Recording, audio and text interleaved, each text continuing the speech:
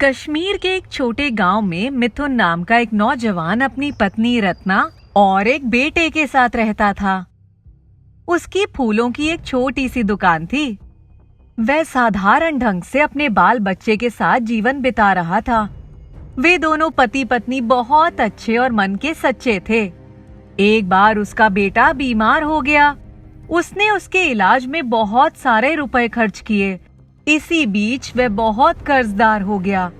रत्ना, ऐसा लगता है कि भगवान हमसे रूठे हुए हैं। मेरा बेटा ठीक हो जाए और मुझे कुछ नहीं चाहिए। आप मेरे बचे हुए गहने भी बेच दीजिए और शहर में किसी अच्छे डॉक्टर से इसका इलाज कराइए। ठीक है, हम इसका इलाज शहर में ही कराएंगे। पहले तुम इसे दूध पिलाकर दवा पिला दो। कुछ देर के बाद वह फूल लेने के लिए निकल पड़ा। उसे रास्ते में एक सुनहरे रंग का हंस दिखाई दिया। उसे देख मिथुन को बड़ा आश्चर्य हुआ। जब वह उसके पास गया तब हंस अपनी गर्दन हिलाकर कुछ इशारे करने लगा, मानो अपने पास बुला रहा हो। हंस राजा, क्या बात है? मुझसे कुछ कहना चाहते हो? एक शिकारी ने मुझ पर तीर चलाया। मैं बच तो गया लेकिन घायल हो गया हूँ। मिथुन ने बड़े प्यार से हंस के शरीर पर हाथ फेरा और उसे इस बात का विश्वास दिलाया कि वह उस पर यकीन कर सकता है। क्या तुम मेरे साथ घर चलना पसंद करोगे? इस हालत में मैं ज्यादा उड़ नहीं सकता। क्या आप मुझे उठाकर ले चल सकते हैं? क्यों नहीं, चलो पहले कुछ खा लो और इस सरोवर का पानी पी लो। मिथुन ने उसे गोद में उठाया, कुछ कलियां खिलाकर सरोवर का पानी पिलाया और फिर साथ में लेकर चल पड़ा। जैसे ही वह हंस को लेकर घर के अंदर गया, उसकी पत्नी रत्ना चौंक गई। अरे, ये सोने का हंस आपको कहाँ मिल गया? ऐसा पक्षी मैंने जीवन में कभी नहीं देखा।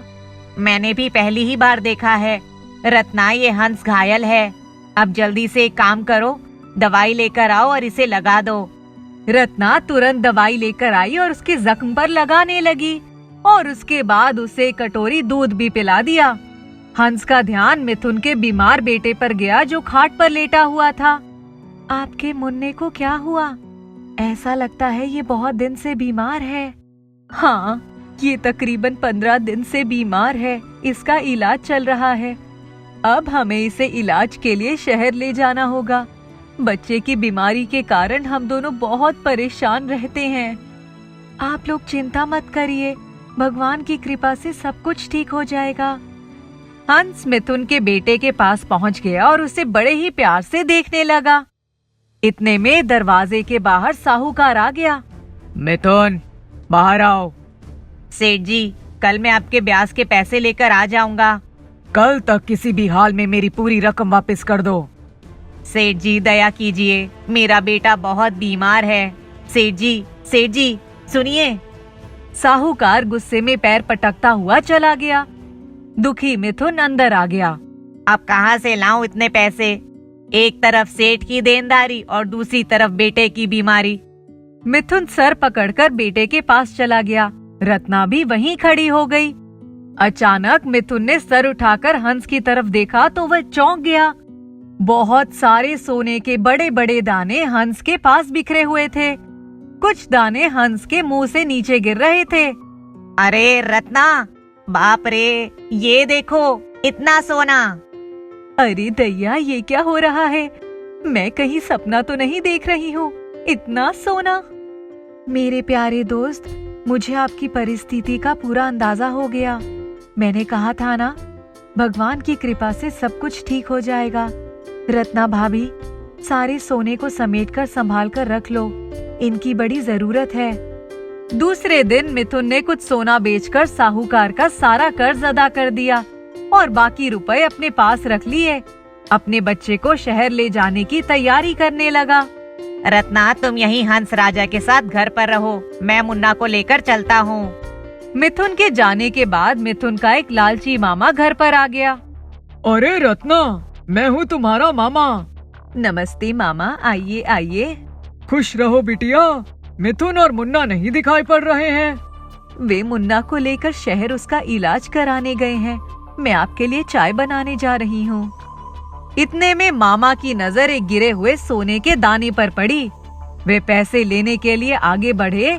हंस उनके पास आया और उस दाने को अपनी चोंच में पकड़कर वहाँ से भाग गया। उसने वह सोने का दाना रत्ना को दे दिया। अरे हंस भैया, आप पहले ही हमें बहुत सारा सोना दे चुके हो, अब फिर से ये क्यों दे रहे हो? ये दाना खाट के पास नीचे गिरा था। मामा जी इसे अपनी जेब में डालते इससे पहले मैं पहुंच गया और इसे झटक लिया। मामा जी उस सुनहरे हंस को देखकर समझ ही गए थे कि मिथुन की संपन्नता का कारण यही हंस है। एक दिन मामा शाम के समय चुपके से आए और बरामदे में सुनहरे हंस को पकड़कर उसकी चोंच बांधकर एक बोरी में भरकर अपने घर लेकर चले गए। उन्होंने उसको बाहर निकाला और हाथ में पकड़कर रखा।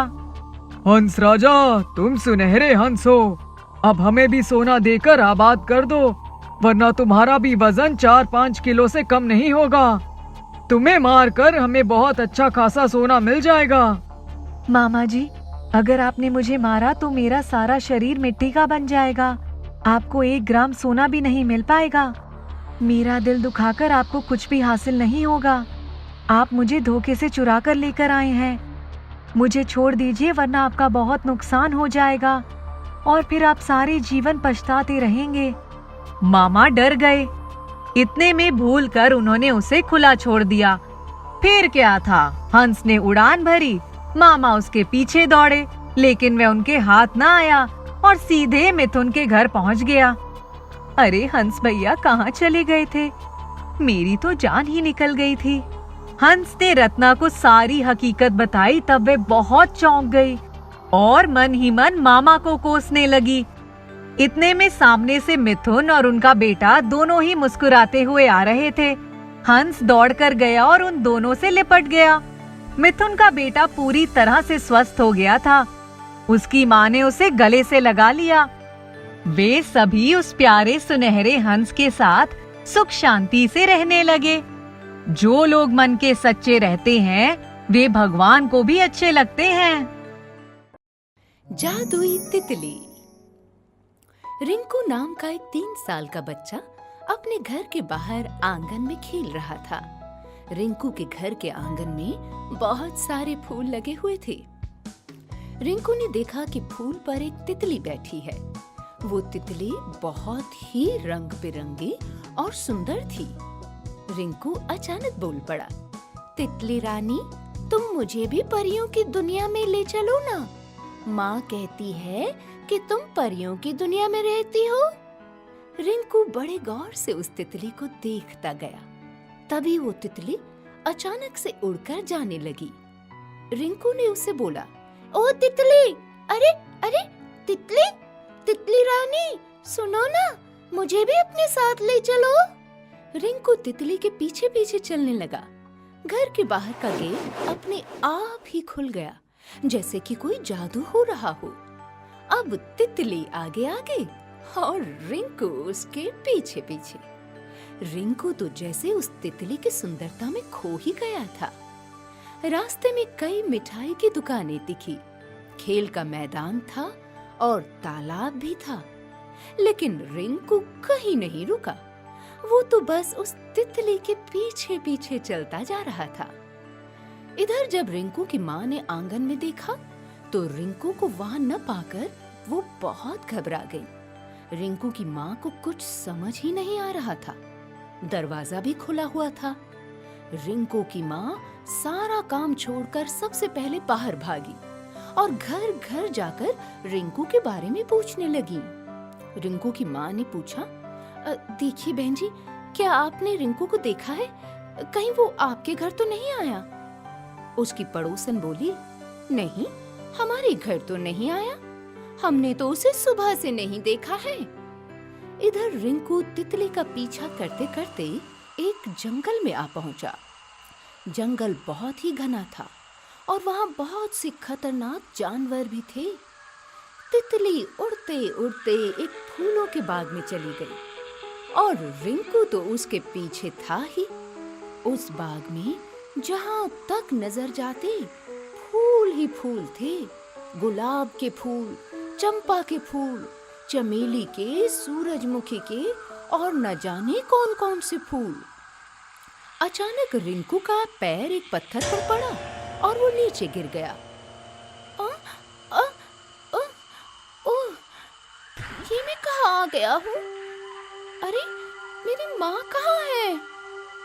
हाँ, यहाँ तो कोई भी नहीं है। ओह, मुझे मेरी माँ के पास जाना है। रिंकू के इतना कहते ही फूलों के बीच से अनगिनत तितलियां निकली और रिंकू के चारों ओर उड़ने लगी। उनके बीच से एक तितली निकली और आकर रिंकू के हाथ पर बैठ गई। रिंकू उस तितली को गौर से देखने लगा। वो तितली तो वही थी जो कि रिंकू को उसके घर में मिली थी। लेकिन ये क्या? रिंकू के देखते ही देखते वो तितली तो एक सुंदर परी में बदल गई। उस परी ने रिंकू से पूछा, क्यों रिंकू, तुम ही ने तो कहा था ना कि तुम परियों की दुनिया में चलना चाहते हो। क्या तुम मेरे साथ परियों की दुनिया में चलोगे? रिंकू बोला, हाँ, जरूर चलूंगा। रिंकू के इतना कहते ही परी ने अपनी जादुई छड़ी घुमाई और चारों तरफ का दृश्य बदल गया। रिंकू को अपनी आंखों पर यकीन ही नहीं हो रहा था। वहाँ चारों तरफ परियां ही परियां थी। फूलों के बाग और झरनों से बहता फूलों का रस, संगीत की मधुर ताने बज रही थी। हवा में फूलों की मनमोहक खुशबू फैली हुई थी। और परियां, वो तो वहाँ खूबसूरत नाच कर रही थी। ये दुनिया तो कुछ और ही दुनिया थी। परी ने रिंकू से पूछा, क्यों रिंकू, कैसी लगी हमारी दुनिया? रिंकू बोला, बहुत सुंदर। क्या सभी तितलियां यहीं पर रहती हैं?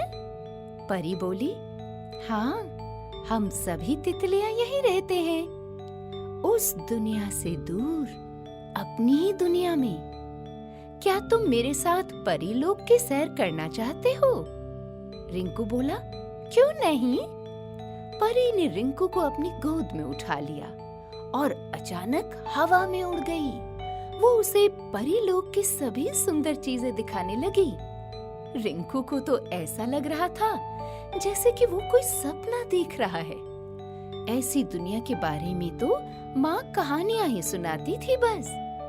परी रिंकू को बहुत सारी मिठाइयाँ खाने के लिए देती है। रिंकू सारी मिठाइयाँ खा जाता है और वहाँ बहुत मजा करता है। इतना खेलने के बाद रिंकू की नींद लग गई। परी ने अपनी जादुई छड़ी घुमाई और रिंकू एक बार फिर अपने घर पहुंच गया। इधर माँ ने पूरे शहर में रिंकू को खोज डाला। माँ चिंतित होकर कहने लगी, हे भगवान, कहाँ चला गया ये लड़का? अब मैं उसे कहाँ ढूंढूं? तभी रिंकू का बड़ा भाई दौड़ता हुआ आया। रिंकू का भाई बोला, माँ, माँ, तुम यहाँ हो? मैं तुम्हें कब से ढूंढ रहा हूँ। जल्दी घर चलो ना, मुझे बहुत भूख लगी है। माँ ने बोला, इधर तुम्हारा भाई नहीं मिल रहा और तुम्हें खाने की पड़ी है। चलो, तुम भी रिंकू को ढूंढने में मेरी मदद करो। रिंकू का भाई बोला, रिंकू? वो कहाँ गुम हो गया माँ? वो तो घर पर आराम से सो रहा है। इतना सुनते ही उसकी माँ दौड़ी दौड़ी घर पहुंची। रिंकू तो वाकई में आंगन में पेड़ के नीचे आराम से सो रहा था। माँ ने अपने जिगर के टुकड़े को उठाया और उसे हृदय से लगा लिया। माँ की आंखों में से आंसू आ गए। रिंकू को लग रहा था जैसे वो एक जन्नत से निकलकर दूसरी जन्नत में आ गया है। आखिर माँ की गोद भी तो जन्नत से कम नहीं। जादुई कुर्सी और चमत्कारी महात्मा।